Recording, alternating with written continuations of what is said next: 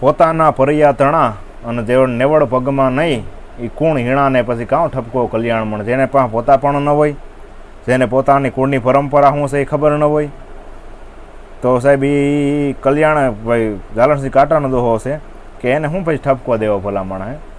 એમાં એક ગંગાજી ને કાંઠે એક સંત સ્નાન કરે છે અને એક સાતક નામનું પક્ષી છે એને તીર લાગ્યું અને ઘાયલ થઈ ગયું. એટલે એક પાક કામ કરે છે પણ એક કામ નથી કરતી. એટલે પાણીમાં ગંગાજીના પ્રવાહમાં એ તણાતું જાય, પણ તણાતા તણાતા એના છેલ્લા શ્વાસથી તો એ સાસ આમ અંધેર રાખી.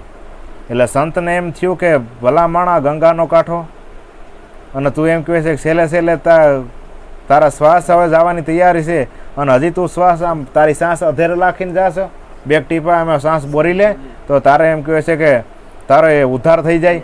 અને ત્યારે સાતક નામના પક્ષીએ કીધું કે મને ખબર છે માહિતીમાં ગંગા છે, પણ તમને ખબર નથી હું કોણ છું નહીં. કે કેમ કોણ છે? કે હું સાતક નામનું પક્ષી છું અને અમારા કુળની પરંપરા છે કે સ્વાતિ નક્ષત્ર આવે એક સોમાહામાં, સ્વાતિ નક્ષત્રનો મે વરહે એનું પાણી અમે સીધે સીધું ઝી લઈએ અમારી સાંસમાં. ત્યાં સુધી અમે પાણી બીજું એ કંઈ પીએ નહીં.